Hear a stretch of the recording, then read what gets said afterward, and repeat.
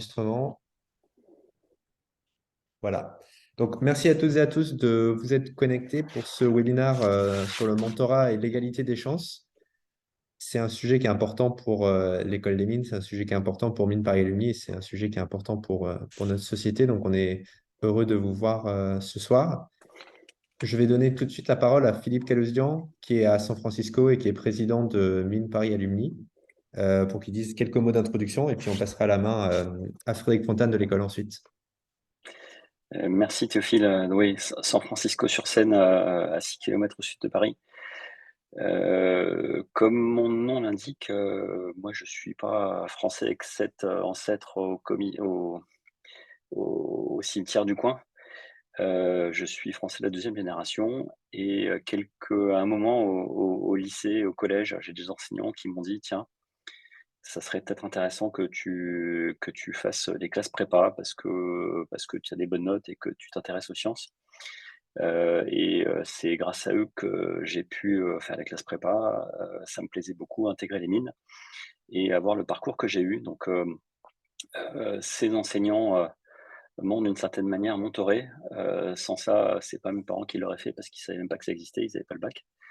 Et donc, je pense que c'est quelque chose d'ultra important de faire ça et d'aider, les enfants et les adolescents qui n'ont pas le milieu socio-culturel, favorable à permettre, de maximiser leur potentiel.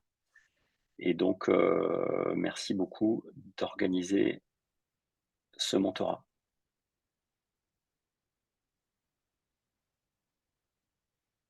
Théophile, ton micro est coupé. Mon micro est coupé. Frédéric, c'est à toi. Merci beaucoup, Philippe. Et je te laisse me dire pour les slides, Frédéric. Eh bien, très bien. Bonjour à toutes et à tous. Déjà, je vous remercie en fin de journée de vous connecter et d'assister à cet échange sur la question de l'égalité des chances. Donc, pour ceux qui ne me connaîtraient pas, je suis Frédéric Fontane, directeur délégué de l'école et directeur de l'enseignement. Et je vais essayer d'être bref, mais surtout vous dire pourquoi, pour l'école, c'est important, ces dispositifs d'égalité des chances et notre contribution et au-delà du périmètre des mines uniquement. Dans la stratégie de l'école qui a été adoptée par ce conseil d'administration en 2021, il y a un certain nombre d'axes qui ont été développés, mais un axe est le développement de la formation ingénieur et le rayonnement de cette formation ingénieur dans notre société. Et ça part aussi d'un constat qu'on peut partager, c'est que si on regarde nos élèves qui arrivent en première année, principalement issus des classes préparatoires aux grandes écoles, on peut faire le constat factuel que effectivement la diversité sociale n'est pas un facteur de représentativité de nos promotions. C'est pas grave, mais c'est un fait.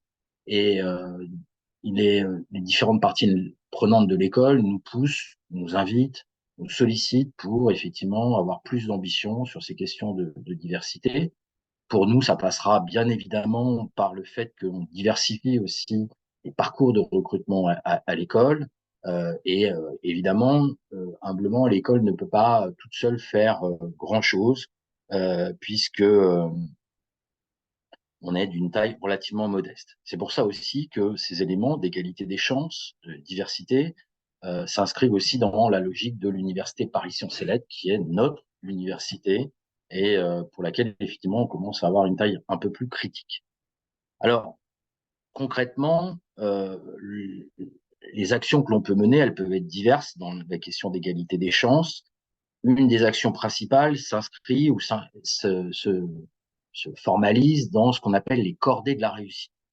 Alors, je ne vais pas vous relire les slides, vous les avez devant les yeux, mais surtout ce qui est important de retenir, c'est que la notion de cordée de la réussite, c'est de permettre à des élèves d'éviter l'autocensure et d'avoir de l'ambition scolaire. C'est les deux éléments. Et pour avoir accueilli 300 élèves qui ont suivi les cordées de la réussite au sein de l'université Paris Sciences et Lettres, pas plus tard qu'en février 2023, ce que j'essaie de leur montrer, et je leur donnais l'exemple pour certains, peut-être que vous l'avez eu en tant qu'enseignant, vous l'avez côtoyé, je donnais l'exemple de mon ancien directeur de centre de recherche à l'école, du centre de robotique qui s'appelait Claude Lorgeau, enfin qui s'appelle Claude Lorgeau, euh, et, euh, et finalement est un monsieur qui est originaire de la Bretagne, ses parents paysans, Pour aller chercher l'eau, il fallait faire 1,5 km. Et au fur et à mesure de sa scolarité, d'abord au niveau de l'instituteur, il a été voir les parents en disant bah, ce serait bien qu'il continue. Puis après, au collège, ouais, il faut continuer, mais les parents disent oui, mais il faut qu'il travaille dans les champs, et puis ainsi de suite jusqu'à l'école normale supérieure, et au fur et à mesure du temps, il est devenu un des plus grands roboticiens du monde. Et comme il le disait souvent, eh bien effectivement, si j'avais pas eu des gens qui m'avaient tiré vers le haut, qui m'avaient dit tu peux y croire, tu peux y aller, c'est fait pour toi, tu as les ressources pour le faire, tu as la capacité pour y aller, pour y arriver, eh bien sûrement que je serais resté dans ma Bretagne natale. Et en disant cela, il disait j'en aurais été aussi heureux sûrement, mais ma carrière de scientifique a été aussi très riche et très intéressante. Donc en fait, le dispositif à l'origine, c'est déjà effectivement lutter contre l'autocensure et l'ambition. Parce que vous le savez bien, selon l'environnement dans lequel on grandit, les interactions sociales que l'on peut avoir, et bien effectivement, on voit des perspectives et versus à des moments on n'en verra pas. Donc on s'inscrit humblement aussi à l'école dans les cordées de la réussite. Et en faisant ça, bien évidemment, on, on va être très clair, on ne va pas chercher uniquement à recruter ou à favoriser le recrutement à l'école. Si ça se fait, tant mieux. Et si ça ne se fait pas, ce n'est pas grave. L'essentiel est d'amener des élèves qui sont scolarisés en éducation prioritaire, en quartier prioritaire, en zone rurale isolée ou dans les lycées professionnels, à envisager la possibilité de faire des études dans l'enseignement supérieur. Ça, c'est le point de départ. Et il est important, à mon avis, que l'école, quand même, soit très contributrice, pardon, à cette démarche. Alors, comment elle l'est? Si tu veux passer le slide d'après, Théophile, s'il te plaît. Eh bien, en fait, l'école a construit 6 cordées de la réussite qui sont réparties en fait sur les 3 sites de l'école. Donc à Sophia Antipolis, où on accompagne à la fois un lycée général et un lycée professionnel, et dans lequel euh, on, on essaye de mettre en avant des dispositifs pour que les enseignants et les enseignantes qui sont dans le secondaire s'approprient un certain nombre de choses pour l'orientation professionnelle et que finalement notre démarche soit pérenne, en tous les cas qu'ils soient capables de se l'approprier pour effectivement la déployer. De la même manière, à Fontainebleau, on a développé avec 2 collèges à Nemours et 2 lycées à Montereau et une classe préparatoire à Fontainebleau, une animation de cordée de la même manière pour effectivement donner dans les 2 zones, dans les 2 collèges, à Nemours et à Montereau, la possibilité de se dire, bah, effectivement, vous pouvez faire des études supérieures, même si vous êtes à Montereau, et je dis d'autant plus que j'ai grandi pas très loin. Euh, et pour la classe préparatoire, c'est d'essayer d'amener des gens, ou en tous les cas les amener à répéter d'école de manière à être efficace lors des concours. Et vous savez ce qu'il en est de ce côté-là.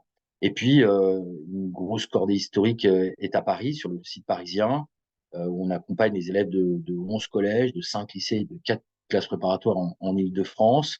Et ça, c'est animé par l'association Cahiers Verts. Peut-être certains d'entre vous, anciens élèves, vous avez participé, contribué à Cahiers Verts.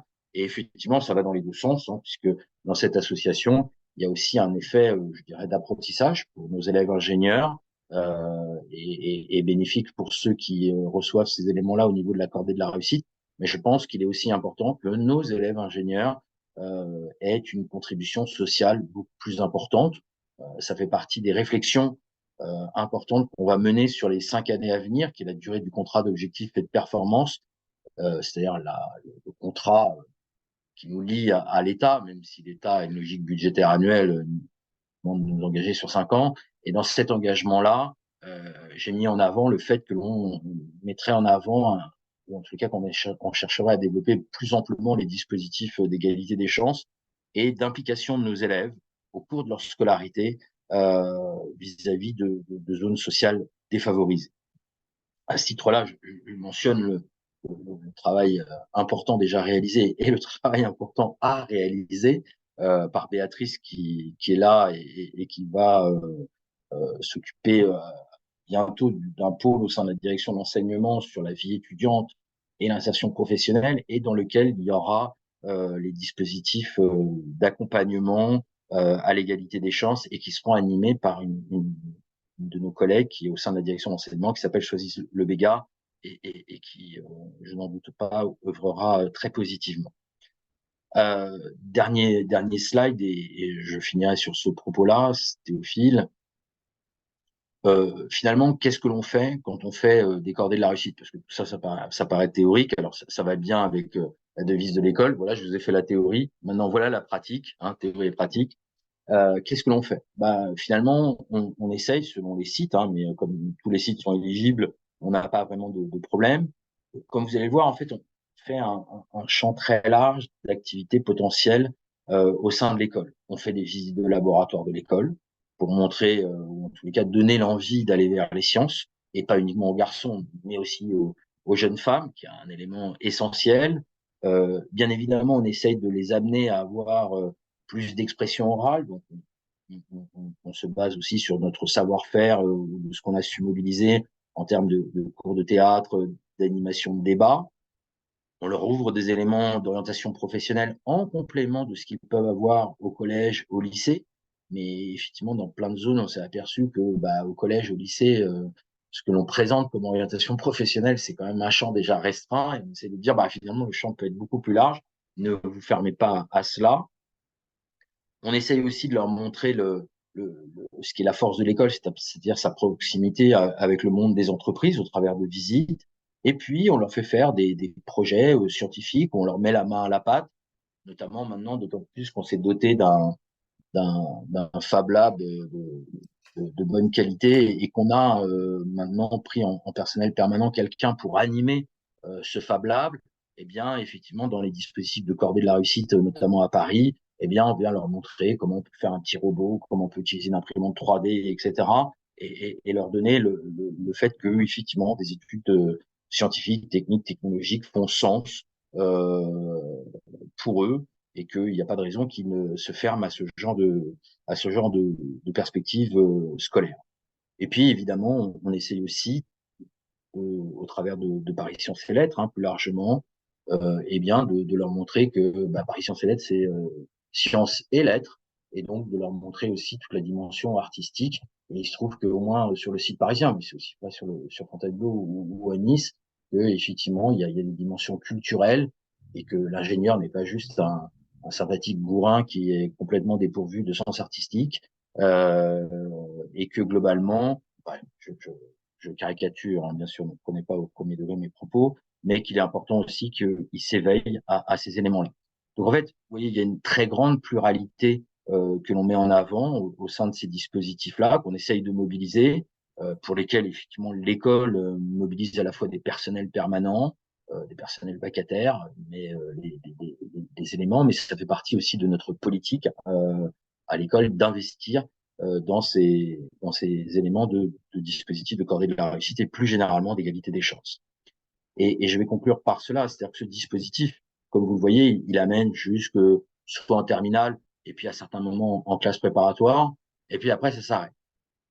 Et effectivement, et c'est là l'importance de l'échange que vous allez avoir par la suite, c'est un élément important aussi de se dire, il faut aussi, dans les études supérieures, parce que vous le savez bien que quand on sort de terminale, c'est pas forcément ce qu'on veut, c'est aussi continuer à les accompagner ou faire ce compagnonnage au travers de leurs études supérieures, où ils peuvent avoir des doutes, où ils peuvent avoir des difficultés, ils peuvent avoir des logiques de renoncement, et il faut leur dire, non, il faut continuer parce que vous êtes arrivé jusque-là, ce serait bien dommage d'arrêter. Et c'est là où effectivement le relais peut être pris par les anciens élèves. Et évidemment, ce genre de dispositif est compliqué à gérer pour l'association MPA en sol. Et c'est pour ça que le lien très pertinent qui a été réalisé avec article 1 fait totalement sens de mon point de vue pour justement s'assurer d'avoir une démarche un peu résiliente, ne pas juste faire un effet d'annonce, parce qu'à plein d'endroits, tout le monde va je ne connais pas un établissement d'enseignement supérieur qui va dire ah oui, on va faire l'égalité des chances, etc., etc. C'est un peu comme le développement durable, hein, tout le monde le dit, bien sûr. Hein. Quel va être l'idiot qui ne va pas dire ça? Après, encore une fois, nous, il faut qu'on montre que ce que l'on dit, on l'incarne, on le fait, et tout ce qui va vous être proposé ce soir, pardon, s'inscrit dans cette justement dans cette formalisation de la réalité de ce que l'on peut faire à notre humble échelle, mais au moins c'est une contribution positive à cette notion d'égalité des chances et qui me paraît importante dans nos sociétés ou dans notre société que l'on voit parfois un peu bouleversée ou animée par des clivages importants. Et si on peut effectivement atténuer un tout petit peu ces clivages-là, eh bien, on aura déjà fait un grand pas de mon point de vue. Voilà, je vous remercie. Je voulais juste être là pour aussi vous dire à quel point pour l'école et le directeur de l'école, Vincent Laflèche, cette dimension est importante. Et on vous remercie toutes et tous d'être là et plus amplement après peut-être de jouer le rôle de mentor et d'accompagner tous ces élèves qu'on aura pris dans nos cordées de la réussite et les conduire à avoir finalement un bel horizon professionnel et personnel, bien évidemment. Et par la suite, ça fera un effet boule de neige, on n'en doute pas. Donc, merci à toutes et à tous. Je vous souhaite une bonne soirée et puis surtout un bel exposé. Je vous prie de bien vouloir m'excuser par avance, mais je ne pourrai pas rester jusqu'au bout puisque j'ai une petite réunion qui a déjà commencé depuis 5 minutes, mais c'est pas grave, j'avais prévenu que je serais en retard. Voilà, j'espère ne pas avoir été trop long, Théophile. C'était parfait, Frédéric. Merci beaucoup. Je pense que tu as passé des messages très importants de la part de l'école et Cahier Vert va aussi reprendre derrière pour préciser certaines de ses actions. Donc, c'est parfait. Merci beaucoup. Au revoir, merci. Sur ce, je passe la main à Julien de l'association qui est président de l'association Cahier Vert. Bonjour à tous et à toutes, j'espère que vous m'entendez bien. On t'entend Euh, bien. alors, alors, pour développer un peu plus sur ce qu'a dit Monsieur Fontane, l'association Cahier Vert, c'est une association qui a donc été créée au sein de l'école des mines en 2003, qui a pour objectif de mener des actions d'ouverture sociale vers l'extérieur des mines. C'est l'une des rares associations de l'école qui a véritablement cet objectif de s'orienter vers l'extérieur, et notamment du coup vers les collèges, les lycées et les différentes classes préparatoires d'Île-de-France. C'est une association qui fonctionne grâce au bénévolat des élèves. Actuellement, nous sommes 20 deuxième année à gérer tout ce qui est le bon fonctionnement de l'association et il y a 50 premières années qui se sont portés volontaires pour pouvoir continuer à faire fonctionner cette belle machine qui est Cahier Vert et qui permet chaque année de s'occuper de plus de 1000 collégiens, lycéens et préparationnaires qui sont concernés par nos différentes actions. Alors, Cahier Vert est une association qui est divisée en différents pôles en fonction du public que nous souhaitons toucher. Tout d'abord, pour le pôle collège, il s'agit du pôle Mélia. Le but est d'éveiller chez les collégiens une première passion et une première envie de s'intéresser aux sciences. Alors, ça passe par une visite de l'école, du musée de minéralogie, des ateliers de robotique. Et c'est aussi une première occasion pour parler d'orientation avec eux. En effet, le système scolaire français est relativement compliqué une fois qu'on quitte le collège et il nous semble important dès le départ de pouvoir les aiguiller et de leur donner les premières pistes de compréhension pour pouvoir mieux saisir ce qu'ils peuvent faire par la suite. Pour les pôles qui s'intéressent au lycée, on a trois pôles qui sont intimement liés, le pôle seconde, le pôle première et le pôle terminal. Pendant 3 années, depuis la seconde jusqu'à la terminale, nous allons suivre des lycéens issus de 4 lycées différents, dans l'objectif de les accompagner toujours dans cette dynamique d'égalité des chances.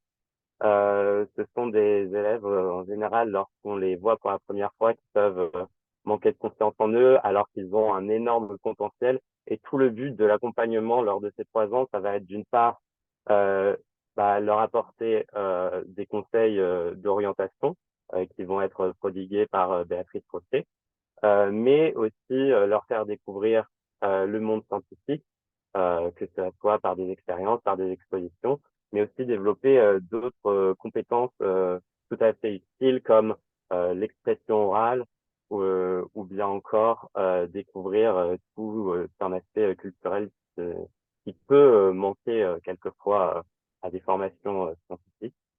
On a également un pôle soutien qui est plus traditionnel dans ce qu'on pourrait attendre, c'est-à-dire que nous intervenons dans un lycée pour apporter un soutien scolaire de façon hebdomadaire. Et à nouveau, on essaye d'avoir un maximum de suivi auprès des élèves.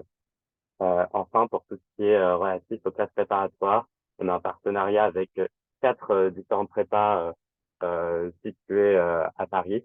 L'objectif, c'est de suivre des élèves issus des cordées de la réussite pour pouvoir, bien entendu, à la fois apporter un soutien académique, mais aussi moral et psychologique, car la période de classe préparatoire est tout de même une période assez rude mentalement.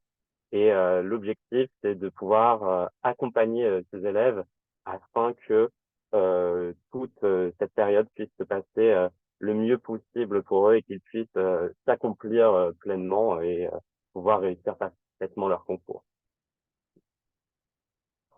Enfin, on développe aussi de nouvelles choses que je vous ai présentées, c'est les piliers un peu institutionnels de Cahiers Verts. Depuis cette année, nous nous mettons en partenariat avec l'association Toi aussi, qui a pour objectif de faire découvrir les classes préparatoires à différents lycéens qui n'ont pas forcément accès aux informations relatives aux classes préparatoires, ou bien qui ont beaucoup d'idées reçues. Et donc, dans l'objectif de trouver de nouveaux talents et de leur donner le courage euh, de leurs ambitions, eh bien, nous allons dans les lycées pour leur présenter ce qu'est cette formation et pour leur donner l'envie de réaliser ce qui leur fait un cœur. Et enfin, on a aussi décidé avec l'association Noise, c'est l'association écologiste des mines de Paris, de s'associer pour proposer des interventions dans des collèges, mais aussi dans des lycées, vis-à-vis des différentes problématiques liées au changement climatique. En effet, on considère que l'égalité des chances passe aussi par une meilleure information vis-à-vis des défis auxquels vont être confrontés l'humanité, et celui-là nous semblait particulièrement essentiel, d'autant plus que nous pensons qu'il est aussi possible de susciter des vocations en montrant qu'il y a possibilité encore de changer les choses. Merci beaucoup pour votre attention. Merci beaucoup, Julien. Je pense que c'était très clair et ça fait une belle transition que Hélène va pouvoir faire avec ensuite article 1. Donc, merci beaucoup. Pour ceux qui, juste pour expliciter peut-être quelque chose pour ceux qui n'ont pas disons, l'histoire de ce partenariat, l'école suivait à travers enfin, précédemment, il y avait un programme qui ne peut plus exister aujourd'hui et c'est pour ça qu'on a eu cette idée du rapprochement entre les élèves qui étaient parrainés par Cahiers Verts au lycée, qui étaient suivis de la seconde à la terminale et qui étaient ensuite suivis dans leurs études supérieures par des mentors trouvés sur le pouce. Donc là, l'idée est d'intégrer ces étudiants qui le souhaitent dans article 1 et de proposer quelque chose en plus pour les alumni, donc pour donner le lien entre donc Cahiers Verts et ce que propose Cahiers Verts et ce que propose article 1. Et je vais passer la parole à Hélène Gius, qui est administratrice de Mines Paris Alumni, qui est responsable du groupe de travail mixité sociale, égalité des chances. Oui, merci Théophile. Je vais être assez rapide, effectivement, pour donner la conviction de l'association MPA, Mines Paris Alumni, donc les anciens élèves de l'école des mines, et quelques actions qui soutiennent cette conviction pour la mixité sociale. Donc, cette diapo montre que les buts de l'association des anciens élèves, Mines Paris Alumni, peuvent être en phase avec cette volonté de favoriser la mixité sociale, donc la promotion de l'image de l'école, des diplômes qu'elle délivre et la promotion des études scientifiques. Alors, au-delà de nos statuts, de nos objectifs généraux, si tu peux passer à la diapo suivante, récemment, l'association a clairement annoncé sa volonté, dans un conseil d'administration récent, de soutenir les activités de l'école et des élèves dans ce domaine et d'engager un certain nombre d'actions. Alors, des alumni ont fait savoir à l'association qu'ils souhaitaient contribuer à ce genre d'action, hein. Il y avait une réflexion d'ensemble qu'on avait appelée hackathon qui devait définir des thèmes de développement de l'association. Ça en faisait partie. Voilà. De nombreux alumni ont déjà des activités de mentorat et de coaching, mais à destination des élèves de l'école des mines. Et là, on va parler d'actions similaires pour d'autres élèves. Alors, qu'est-ce que nous avons fait jusqu'à présent? L'association des anciens est responsable de la Maison des Mines, hein, via une société HLM et une association de gestion. Et en lien avec l'école, elle a récemment changé les critères d'attribution des chambres, hein, puisque c'est un sujet important et qui favorise l'accès à l'école pour les élèves qui ont des moyens limités. Donc, maintenant, avant, la distance était un des seuls critères, hein, et là, nous avons changé les critères pour favoriser les élèves boursiers. Par ailleurs, les élèves de première année sont également prioritaires pour apprendre à se connaître au début de leurs études. Et puis, voilà, nous avons pensé que pour poursuivre le parrainage que font les élèves auprès du public cible des Cordées de la Réussite, là, via l'association Cahier Vert, eh bien, nous pourrions faire appel aux anciens, aux alumni, pour être aussi mentors d'élèves qui ne sont pas forcément à l'école des mines, mais qui engagent leurs études supérieures et qui sortent donc du dispositif Cahier Vert. C'est pour ça qu'on s'est rapproché d'article 1 qui va nous expliquer comment nous pourrions, nous aussi, alumni des mines de Paris, nous engager. Alors, bon, voilà les premières actions, hein, d'autres sont en cours d'étude et on pense aussi, très important, de communiquer sur le lien, hein, sur le sujet. Ce webinaire est un élément de communication, mais pour que les sujets avancent, vous savez sans doute qu'il faut sans doute toujours en parler, hein, que c'est très important de communiquer. Mais je ne vais pas être plus longue, je vais laisser la parole, je pense, à article 1 qui va vous présenter les dispositifs dans lesquels les alumni pourront s'engager. Voilà. Merci beaucoup, Hélène. Édouard, je te laisse prendre la parole. Ouais, merci beaucoup. Bonsoir à toutes et à tous. Je suis très heureux de pouvoir échanger avec vous, du coup, les alumni de l'école des mines. Donc, pour vous parler rapidement, donc, notre association s'appelle Article 1. Alors, le titre, est-ce que vous savez d'où vient le nom de l'association Article 1? Je vous laisse l'écrire rapidement dans le chat si vous avez une petite idée.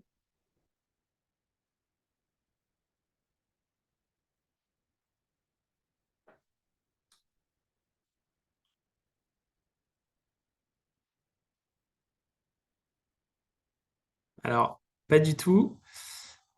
Théophile, est-ce que je peux te laisser nous donner la réponse? Ça se trouve deux slides suivantes. Le nom de l'association donc, vient de la Déclaration des droits de l'homme et du citoyen, donc de son premier article, donc, qui dit que les hommes naissent et demeurent libres et égaux en droit. Les distinctions sociales ne peuvent être fondées que sur l'utilité commune. Le souci, c'est que dans les faits, en fait, on se rend compte que ce n'est pas forcément bien appliqué. Il y a quelques statistiques sur la slide suivante. Donc, notamment, il faut 6 générations pour sortir de la pauvreté. Les enfants d'ouvriers, donc, qui ont 4 fois moins de chances de décrocher un bac plus 5 que les enfants de cadre. Et selon son nom et son origine sociale, on peut être amené à avoir, en fait, à fournir beaucoup plus d'efforts pour décrocher un entretien et obtenir un premier emploi, enfin même un emploi tout court. Donc pour ça, l'association Article 1 décide de lutter donc, contre cette injustice. Notre slogan, comme vous pouvez le lire, c'est de changer les visages et la vision de la réussite en donnant à chacun une égale liberté de construire son avenir et de contribuer à l'égalité commune. Donc pour parler plus simplement, c'est vraiment de donner à tous les jeunes et toutes les jeunes les chances de réussir au mieux sa scolarité et puis ensuite d'atteindre le métier qui est visé. Donc Théophile, je te laisse nous montrer la slide suivante. Donc pour parvenir à cet objectif, on a plusieurs programmes dans notre association. Donc on a déjà le programme Inspire qui agit à destination des lycéens par deux biais. Donc le premier, c'est de mettre en place une plateforme où des étudiants peuvent répondre à des lycéens à leurs questions sur leur orientation. Et le programme Inspire met aussi en place des ateliers donc des temps d'échange dans les classes, dans les établissements, pour parler de thématiques comme les codes professionnels ou l'orientation post-bac. Ça, c'est un premier programme qu'on a. On a aussi un programme de mentorat qui s'appelle demain.org. Donc, pour vous redire rapidement le concept de mentorat, l'idée, c'est d'accompagner donc des étudiants sur les problématiques qu'ils peuvent rencontrer durant leurs études pour leur permettre de réussir au mieux du coup leurs études et leur insertion professionnelle. Ça passe donc par des échanges. On croit beaucoup à la réussite en fait par l'échange avec des pairs. C'est aussi un moyen de partager son expérience et d'en profiter pour les étudiants, profiter de l'expérience d'autres personnes plus expérimentées. Et enfin, on a aussi un programme qui s'appelle Job Ready et qui lui est beaucoup basé autour des soft skills, donc les compétences transversales, avec une plateforme qui permet à chacun d'identifier et de valoriser les compétences transversales qu'on acquiert. En fait, ça répond à quelle problématique? Souvent, quand on fait son premier CV, qu'on va chercher un emploi, on peut se dire, j'ai pas d'expérience, je sais pas trop quoi mettre, je sais pas trop quoi mettre dans mon CV, il fait vide. L'idée, c'est que la plateforme Job Ready permet de valoriser les expériences qu'on a, qu'elles soient donc scolaires, professionnelles, mais aussi des expériences de bénévolat ou qu'on puisse avoir dans son contexte familial. Je donne un exemple, mais la personne qui a été, je dis n'importe quoi, capitaine du club de foot, mine de rien, elle a acquis des compétences en termes de leadership, d'écoute des autres. Et du coup, c'est des choses qu'il faut apprendre à valoriser. Donc, il y a une plateforme qui permet un peu d'identifier ces points-là. Et la plateforme le programme Job Ready met aussi en place des ateliers. Donc, pareil, dans les établissements, pour aller discuter avec les étudiants, leur faire un peu réaliser ce que sont les soft skills, comment on peut les valoriser. Et de là, ça permet aussi de parler de la construction de son CV, de ses documents de candidature à des emplois. Alors, le premier point donc, sur lequel je vais vous proposer de vous engager, c'est le mentorat donc, sur la plateforme demain.org. Donc, comme c'était dit un peu plus tôt, l'idée, c'est d'accompagner donc, des étudiants. Alors, notre programme est ouvert à tous les étudiants, toutes les étudiantes qui souhaitent y participer. Et pareil, pour les mentors, c'est ouvert à toute personne qui a l'envie de s'engager. Ce qu'on propose, c'est un accompagnement alors qui peut durer entre 3 et 6 mois pour la première fois. Mais si ça se passe bien dans les binômes de mentor et de mentoré, c'est possible de le renouveler. Mais on partirait quand même de base sur une période de 3 à 6 mois et sur des besoins un peu précis. On verra un peu plus tard. On propose aussi un engagement de 3 heures par mois. Mais en fait, c'est des choses que vous définirez avec votre mentoré.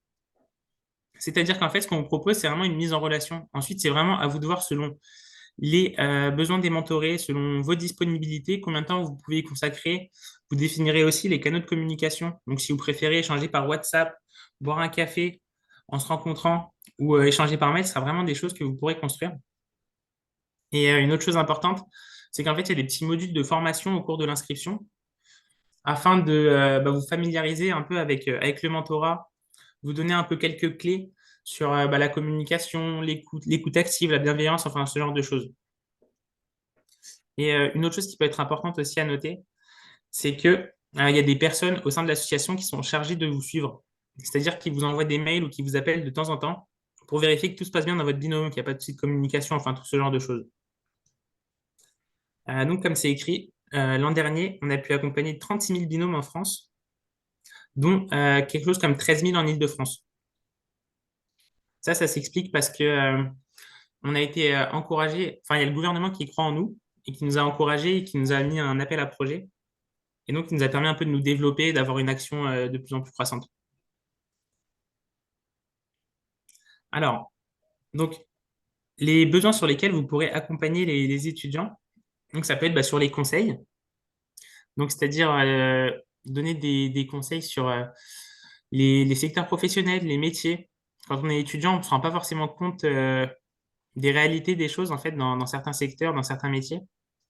Et du coup, l'idée, c'est de pouvoir donner un peu votre expérience, partager votre expérience pour permettre à votre étudiant de se construire au mieux en fait et de préciser au maximum son projet. Il y a aussi une question de motivation. En fait, les étudiants, par exemple, en classe préparatoire, ça arrive souvent qu'ils puissent avoir un coup de mou. On parlait un peu tout à l'heure d'autocensure, c'est un peu ça aussi qui peut arriver. On peut se dire, je ne vais pas y arriver, c'est trop compliqué pour moi. Du coup, on peut aussi attendre de vous, si vous engagez sur le mentorat, que vous disiez à votre étudiant que c'est tout à fait normal d'avoir un petit coup de blues en ce moment et de continuer de croire en ses projets, c'est quelque chose de très important, d'éviter aussi les pensées limitantes, enfin tout ce genre de choses. Un autre point sur lequel les mentors peuvent être très utiles, c'est sur l'insertion professionnelle. Donc ça peut être sur la construction de documents de candidature, la préparation d'entretien, si vous avez des conseils aussi sur la stratégie de recherche, même des choses auxquelles on ne pense pas forcément, mais comment bien utiliser LinkedIn. Enfin, toutes ces choses-là, c'est des choses sur lesquelles les étudiants qu'on accompagne peuvent avoir besoin d'un coup de main. On propose des temps collectifs, donc ça peut être des webinaires. On va parler un peu de ces thématiques. Et celles-là, on peut les proposer soit aux mentorés ou soit aux mentors aussi pour leur donner des clés pour bien accompagner les étudiants. Mais enfin, ouais, c'est des choses sur lesquelles on peut demander aux mentors d'aider les jeunes. On propose aussi des conseils, enfin, on demande aux mentors, pardon, de proposer des conseils sur l'organisation des études. Pour être très clair, il y a une chose qu'on ne demande pas aux mentors, c'est de faire du soutien scolaire. C'est-à-dire que les étudiants ne viendront non pas à vous demander de cours de maths ou de cours, enfin, je sais pas, des choses précises par rapport à leurs cours. Par contre, vous pourrez être amené à leur donner des conseils sur comment bien s'organiser, quelle méthodologie entreprendre. Ça peut aussi être, je pense par exemple aux étudiants en prépa qui ont une grosse charge de travail, leur donner un peu des conseils sur comment à la fois avoir du temps pour réviser et en même temps garder un peu de temps libre pour pouvoir un peu souffler. Enfin, toutes ces choses-là. Ces questions relatives à l'organisation. Et enfin, si vous vous sentez aussi, vous pourrez noter que vous êtes apte pour accompagner un étudiant dans une autre langue, c'est-à-dire faire vos sessions de mentorat en anglais. Et ça aussi, ça peut donner un coup de main. On demande souvent les certifications AutoX, ce genre de choses.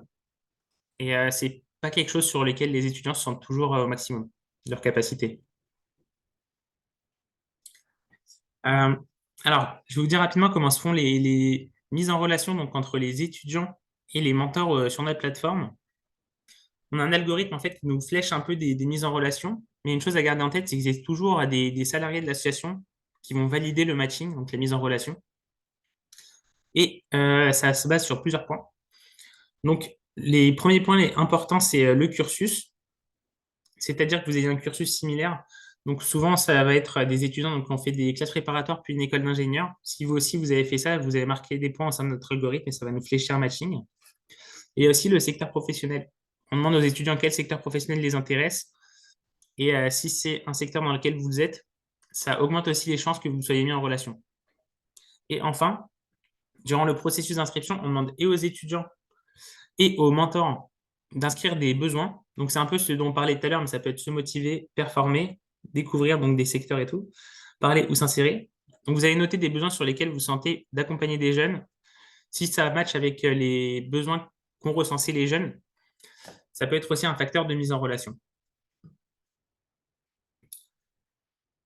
Alors, pour vous parler assez concrètement du mentorat, ce soir parmi nous, il y a 2 mentors, donc je remercie d'ailleurs d'avoir pris le temps de participer à ce temps. Donc, on a Laurence et Marc, donc, qui ont un peu nous parler de leur expérience de mentorat. Donc, j'ai un peu noté les questions, enfin les points qu'il faudra parcourir, mais donc savoir un peu votre parcours. Qu'est-ce qui vous a donné envie de vous engager au sein d'article 1?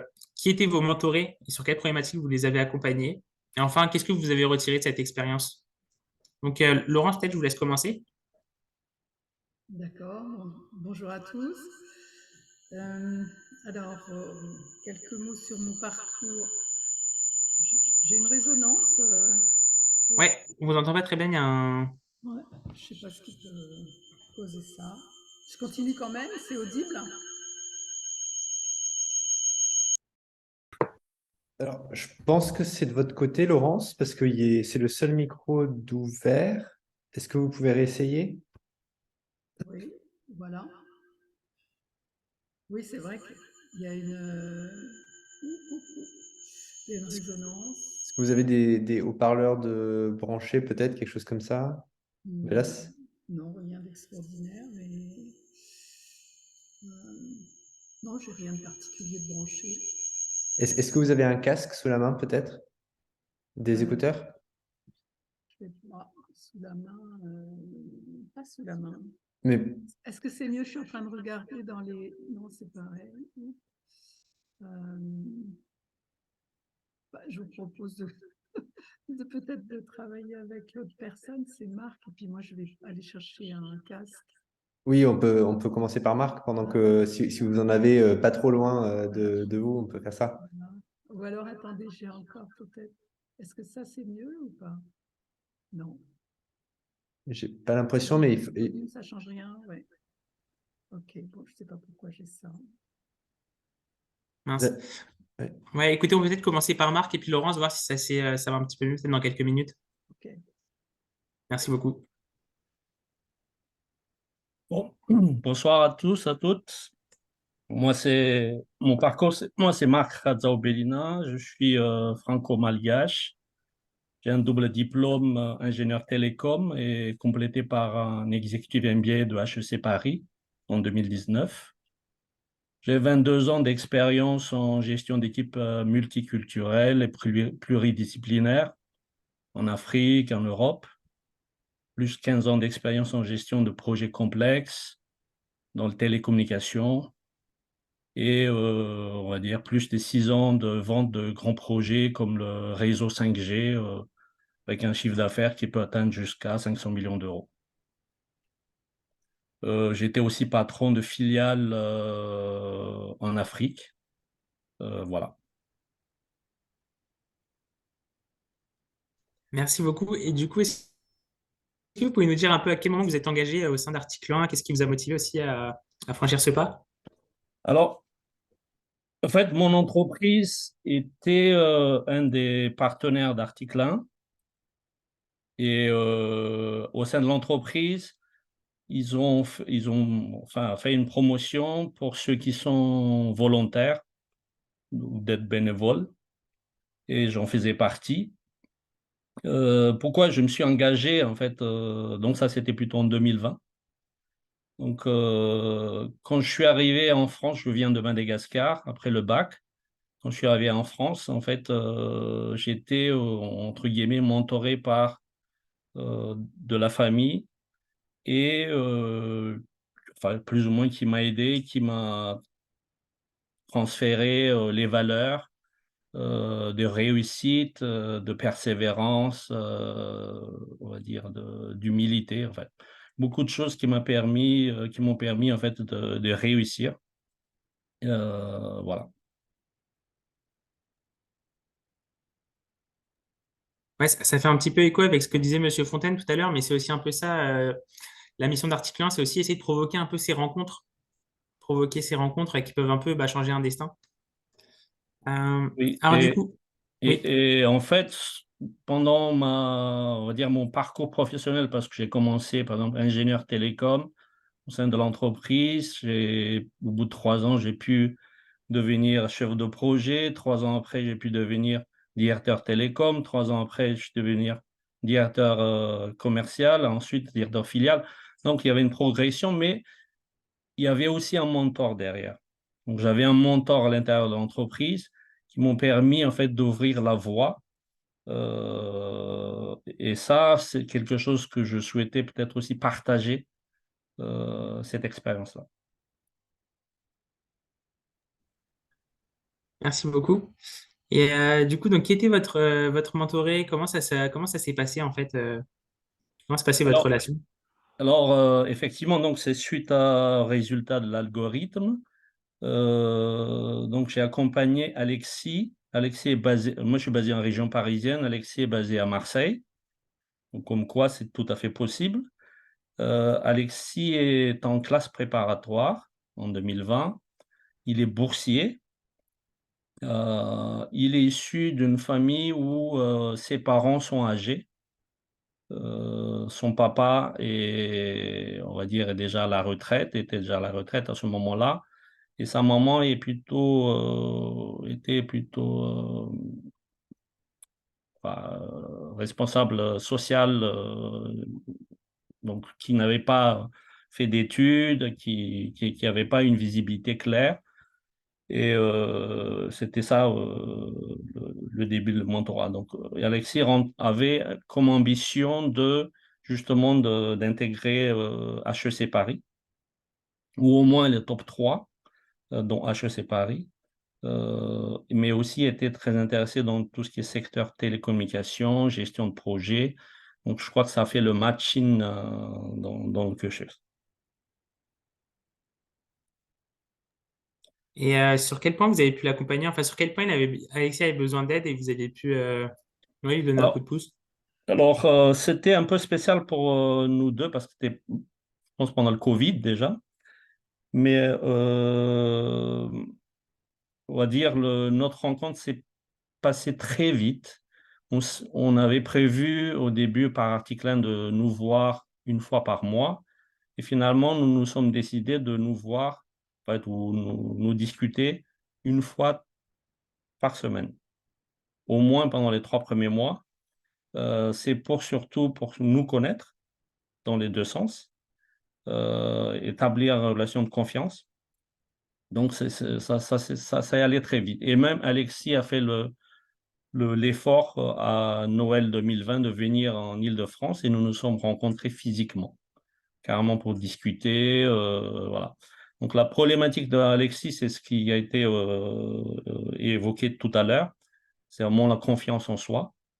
Donc, bon, plus ou moins, il s'est dit, mais pourquoi je suis, on va dire, sélectionné pour entrer en classe prépa, sachant que je ne viens pas de ce milieu-là. Dans ma famille, il n'y a personne qui est dans ce sens-là. Pourquoi moi? Pourquoi moi? Donc, il y a ce genre de questions qui s'est posé, mais en même temps, lui s'est dit, si je suis sélectionné, c'est que peut-être que je suis quand même quelqu'un, que je peux peut-être réussir, mais comment? Il n'y a personne autour de lui qui peut l'aider, ou même qui peut lui donner une vague idée de comment il va continuer ses études. Et, voilà. Donc ça, c'est les problématiques. Vraiment beaucoup de questions, il se posait plein de questions et il s'auto-censure, comme on vous avait dit tout à l'heure. Ça, c'est vraiment les problématiques. Donc en fait, si j'enchaîne un petit peu, l'intérêt dans le mentorat, c'était surtout beaucoup d'écoute. Mon rôle, en réalité, c'était surtout de le faire parler. Et en fonction de notre discussion, en fait, lui, il trouve lui-même la réponse. Donc, on peut parler presque vraiment pendant... Bien sûr, il y a un recadrage que je dois faire pour que ça ne dérape pas sur autre chose. Mais je sais pas, en anglais, on parle d'active listening. Donc, ça a beaucoup développé chez moi cette capacité ou cette compétence d'active listening. Et en fait, c'est Alexis qui, au fur et à mesure, arrive à trouver la solution à son propre problème. J'étais là juste pour l'écouter, pour l'orienter, poser les bonnes questions, et puis de temps en temps, donner mon témoignage, comment j'ai fait quand j'étais à sa place, même si ça n'a rien à voir avec son parcours.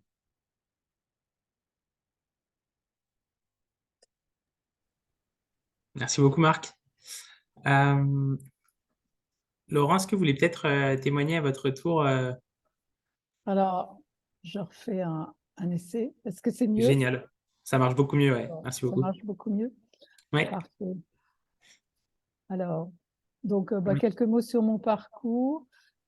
Je suis en fin de carrière, on peut dire, hein, puisque j'ai déjà pris ma retraite, même si je continue à travailler un peu en formation, dans la formation continue, puisque ça a été mon métier dans ma deuxième partie de carrière. Et dans la première partie, j'ai plutôt travaillé dans le secteur informatique, dans la partie commerciale et l'encadrement commercial.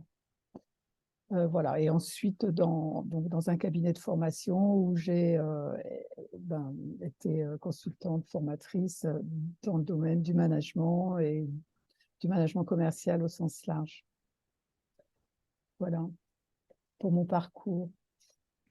Et du coup, à quel moment vous avez décidé de vous engager pour le mentorat, pour accompagner des jeunes? Donc, après avoir pris ma retraite, j'ai continué en fait à travailler en freelance, un peu je dirais pour le plaisir d'une certaine façon, parce que j'aimais bien ce métier de transmission et d'accompagnement. Et puis, au fil du temps, j'ai eu envie plutôt de passer de commencer quelque chose dans le bénévolat. Et donc, si possible, de croiser une activité que j'aimais faire, c'est-à-dire de l'accompagnement ou du mentorat, qui était une partie que j'avais bien appréciée dans les activités, on va dire, de formation au sens large, et de croiser avec l'utilité sociale, en quelque sorte. Donc, j'ai cherché sur Internet, dans le domaine de l'accompagnement des étudiants, un peu au hasard. La seule chose dont j'étais certaine, c'est que je ne voulais pas que ce soit avec des lycéens, parce que je voulais conserver une grande liberté d'organisation, en quelque sorte. Et donc, il me semblait qu'avec les étudiants, ce n'était pas du tout la même chose, évidemment, qu'avec des lycéens et encore moins des collégiens. Voilà, alors c'est comme ça que j'ai rencontré l'association. Donc, Et du coup, vous avez eu plusieurs mentorats, mais comment s'est passé votre plus long mentorat? alors, donc moi, je suis un mentor débutant, hein. Donc, j'ai eu une première expérience où ça n'a en fait pas matché. J'étais sur un étudiant qui faisait à distance sa première année de formation en droit. Et je pense qu'il était complètement débordé, sous l'eau, et que voilà, ça n'a pas fonctionné en quelque sorte. Je pense qu'il cherchait quelqu'un qui était peut-être juriste, ça l'aurait probablement plus rassuré. Et en termes de méthode, puisque c'est là que j'ai situé en fait mon apport dans le domaine, le mentorat, c'est plutôt sur la méthodologie. Donc j'ai eu ensuite une jeune fille qui, elle, était en master 1 système d'information. Donc on avait déjà, je dirais, des choses plus en commun, et qui avait une demande extrêmement précise. On était en cours d'année et elle était en alternance et elle avait à faire un mémoire d'activité, son mémoire d'activité. Donc là, je l'ai accompagnée à raison de... elle était une candidate brillante, je dirais, mais qui pouvait, comment dire, par excès peut-être de conformisme, vouloir se montrer très savante, et donc sans avoir justement vraiment de méthode, donc alignant énormément de références, mais faisant pas forcément le lien avec son expérience, entre son sujet et son expérience en entreprise, puisqu'elle était assistante d'un chef de projet, et que donc son mémoire pouvait être largement nourrie aussi par son expérience. Donc, je l'ai accompagnée sur le deuxième trimestre, en fait, tout le deuxième trimestre, jusqu'à la rédaction et la présentation de son mémoire. Voilà. Donc, elle manquait de méthode et elle pouvait s'égarer en quelque sorte. Voilà, donc j'ai pu la cadrer, lui renvoyer les conséquences, par exemple, d'une multiplication de références, ou bien savante, mais pas assez de lien avec le réel, de son expérience vécue en entreprise, ou bien comment dire, le fait de vouloir toujours en montrer plus, mais en restant extrêmement vague et générale sur des données, des connaissances qu'elle ne maîtrisait pas forcément. Et donc, par exemple, lui dire, bon, mais au moment du jury, vous allez être interrogé, on va vous poser des questions. Donc, si vous n'y connaissez rien sur tel sujet, pourquoi en parler? Enfin, de manière à la canaliser, en fait. Ça a été l'essentiel de mon apport, c'était de canaliser son énergie, et voilà, et pour l'aider à aller au succès, ce qui est arrivé. Alors, on a décidé de continuer l'année prochaine, puisque là, ça avait été assez court et qu'elle entre en master 2. Très bien, génial, félicitations et merci beaucoup Laurence. Alors en 2 mots rapidement parce que leur tour, est-ce que vous pourriez nous dire un peu ce que ça vous a apporté d'accompagner votre mentoré? Bah, écoutez, en fait, moi, ça a répondu, en l'occurrence, cette deuxième expérience parfaitement à ce dont j'avais envie, en fait, hein. D'une part, continuer à accompagner des étudiants, puisque ça faisait partie de ce que j'avais eu plutôt sur des personnes en reconversion que, évidemment, en formation initiale. Mais j'ai été amenée à accompagner des personnes dans ce format de mentorat. Donc, c'est quelque chose que j'aime faire. Et puis, bah, je me suis sentie utile puisque j'ai répondu à une demande et à un besoin. Donc, voilà, ça m'a satisfait de ce point de vue-là. Bon, j'espère continuer et pouvoir continuer et avoir un peu plus de, voilà, je me sens prête à avoir peut-être 2 personnes, 2 étudiants en ligne, quoi. Voilà. Génial, bien, merci beaucoup pour votre engagement et puis plus précisément ce soir pour ce témoignage. Euh, je voulais savoir, mais est-ce qu'il y a des personnes parmi vous qui ont des questions, que ce soit sur article 1, sur les témoignages que je viens d'entendre, sur le mentorat plus précisément? Allez-y, vous pouvez ouvrir vos micros et poser votre question. Théophile, Oui, bonjour. Claire Paponneau, je suis mentor depuis déjà plusieurs fois.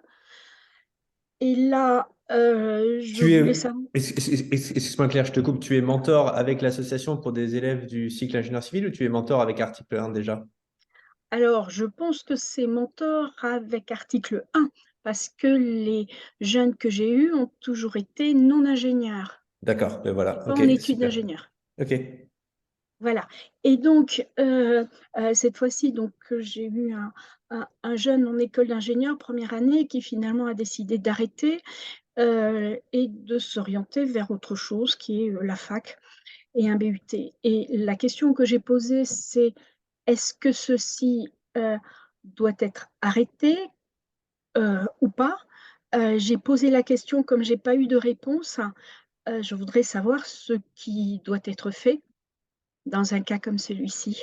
J'ai écrit à une dame, j'ai oublié son nom, qui a repris la suite de l'organisation de ces binômes. Alors pour vous répondre très simplement, c'est vraiment c'est à vous de voir. Alors premièrement, déjà je m'excuse qu'on vous ait pas répondu. Euh, mais comme vous le disiez, on a eu des gros chiffres de mentors et de mentorés. Et c'est vrai que l'an dernier, on a eu un peu de mal à tout suivre. On a été un peu victime de notre succès. Et ça n'a pas toujours Mais été c'est simple les pour nous. mines que j'ai en interface, c'est pas article 1. Ah, pardon, ok, autant pour moi. J'avais mal Oui, oui, compris. oui, oui. Donc ça, est-ce qu'il y en a d'autres qui sont dans ce cas-là? Parce que ce que je te propose, Claire, c'est qu'on prenne la question offline. Mais tout à fait, D'accord. on va regarder ça. Ouais. Et On puis va c'est regarder surtout, ça. si tu veux, parce que par rapport à un jeune qui est pas motivé, mais quand je dis pas motivé, j'ai eu l'impression de le tirer à la poulie à chaque fois pour avoir un entretien, pour avoir une réunion, pour qu'il me réponde, etc. J'adore tirer sur les poulies, mais bon. Je comprends tout à fait. Donc là, tu parles disons, de l'ancien dispositif. Je vais t'envoyer un mail, Claire, et on va regarder ça. Alors, D'accord. j'ai pas la main directement dessus, mais on va regarder ça. Super. Merci, Théodore. Théophile. Il y avait des questions, Christophe qui Ouais. demandait si il y avait plus de demandes pour des mentors ou s'il y avait plus de propositions pour être mentor dans cette activité. Édouard, si tu as la réponse. Alors, pour nous dire, ça dépend un peu des périodes. Par exemple, l'an dernier, il y avait une période où on manquait beaucoup de mentors. Et puis, ça dépend aussi des secteurs. Ça dépend aussi des secteurs d'activité. Mais l'an dernier, il y avait une période où on manquait beaucoup de mentors. Donc, il a fallu un vrai travail pour ramener des mentors. Donc, c'est passé par des communications sur les réseaux sociaux, par aller contacter aussi les entreprises, chercher des structures, en fait, où on pouvait trouver des mentors. Et comme je disais, ça dépend aussi des secteurs d'activité. Il y a des domaines comme, par exemple, le droit, où on manque souvent de mentors. Mais il y a aussi des périodes où on a plus de mentors que de mentorés. Je pense par exemple à l'été, Quand c'est l'été, les étudiants ne voient pas forcément les besoins qu'ils ont, ils sont en vacances, ils n'y pensent pas forcément. Et du coup, c'était période, on a plus de mentors. Donc, j'ai pas vraiment de réponse claire. Ça fluctue vraiment selon les périodes et les secteurs.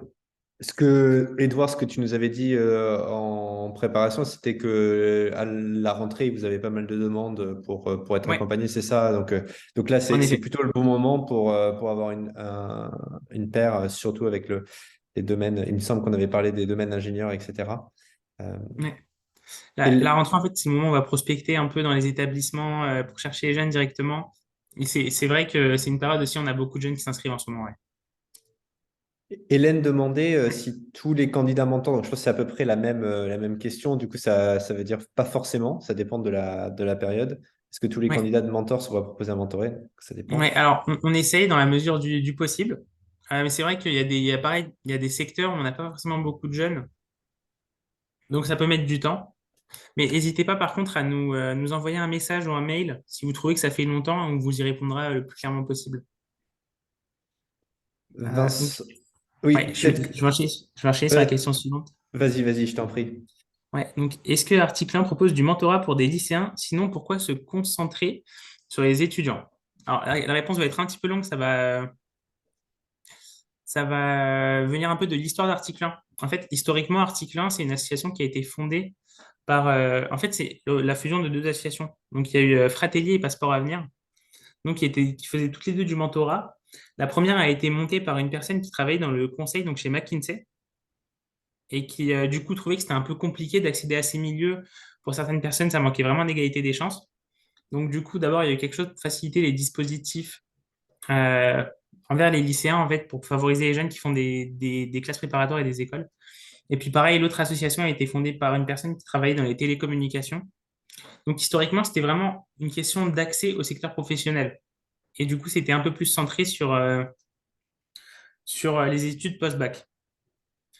Cependant, depuis quelques années, donc comme je disais tout à l'heure, il y a le programme Inspire donc, qui vient travailler dans les lycées donc, pour proposer donc, des ateliers sur les codes professionnels, sur l'orientation.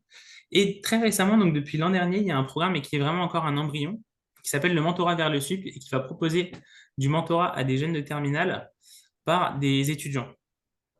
Maintenant, c'est encore en construction et on n'a pas forcément de... Enfin, on n'a pas encore généralisé le mentorat envers les lycéens.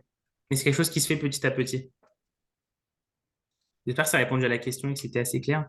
Et par quel biais les mentorés découvrent-ils l'article 1? C'est une très bonne question. Euh, Historiquement, en fait, on travaille beaucoup avec nos partenariats, enfin avec des établissements partenaires. Donc, on allait chercher directement dans les établissements les étudiants en parlant un peu de notre action, en essayant un peu de convaincre de notre pertinence et de à quel point nos actions peuvent être complémentaires.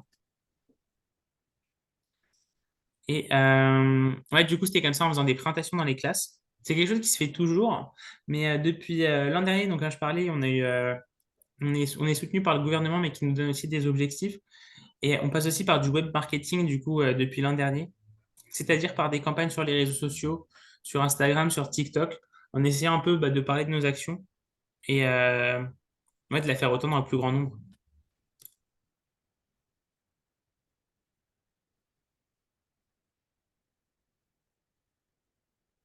Est-ce qu'il y a encore des questions? Allez, parfait.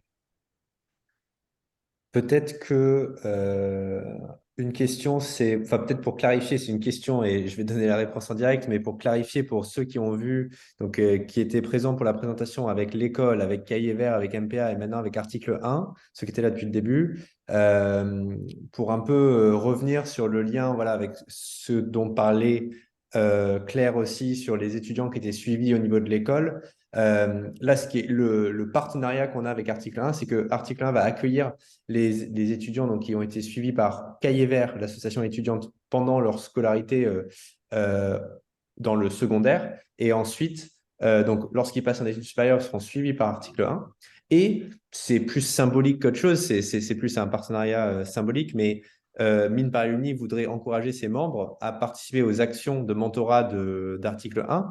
Vous ne serez pas appairé, vous n'êtes pas mis en match a priori avec des étudiants qui sortent de ce programme Cahier Vert puisqu'ils ne vont pas nécessairement vers des études d'ingénieur. Mais l'objectif est de prêter main forte avec notre réseau. Donc, je vous rappelle on est presque 17 000. Donc, Alors, on est 30 ce soir, mais on espère que vous serez nombreux du coup à rejoindre le programme. Donc, vous rejoignez le programme d'article 1 comme n'importe quelle autre personne. Il n'y a pas de, voilà, de lien spécifique. Sauf si tu corriges, Edouard, je te vois. Ouais, non, pardon, mais j'allais dire, mais je pensais, mais dans la présentation, pas, on n'est Oui, pas allé si loin, il y avait un QR code aussi qui permettait un peu d'accord. d'accéder aussi de mon Alors, programme. attends, je vais le partager tout de suite. Est-ce que c'est bien bon là? Vous Une voyez slide en petit dessous, je pense. A. OK. Vous voyez bien la Ouais, parfait. slide? OK, voilà. Donc, on vous enverra cette présentation. Euh, Parfait. Et donc, ça, c'est un lien qui est suivi vis-à-vis de. Ou c'est juste le lien de demain.org? Non, c'est le C'est lien. bien vers demain.org. OK, parfait. OK. Voilà. Donc, ça, c'est l'action pour ce soir ou pour les jours à venir pour que vous alliez vous inscrire. Euh, Est-ce qu'il y a d'autres questions? Sinon, je vous propose que l'on. Il y Oui, avait une pardon. autre question, il y avait une autre question dans le chat, donc Christophe qui demandait, est-ce que les candidats mentorés sont vraiment ceux qui ont le plus besoin? Est-ce que certains jeunes ne s'auto-censurent pas, y compris en ne demandant pas à être mentorés? Alors, je ne sais pas si c'est vraiment de l'autocensure, mais on a pas mal de jeunes qui ignorent leurs problématiques. On a pas mal de jeunes qui ignorent un peu, qui peuvent avoir besoin d'aide, sur quel point ils peuvent avoir besoin d'aide. Et en effet, il y a peut-être un mécanisme d'autocensure aussi de jeunes qui se disent, bah, c'est tant pis pour moi, je ne vais pas y arriver et qui ne s'inscrivent pas du tout. Et je pense qu'avant ça, ouais, on a vraiment une problématique de faire remonter aux jeunes en fait leurs besoins. Essayer de leur faire voir sur quel point ils peuvent être aidés. Mais c'est pas toujours évident. Après, est-ce que les candidats mentorés sont vraiment ceux qui ont le plus besoin? On essaie d'aider tous les jeunes en fait qui viennent s'inscrire sur la plateforme.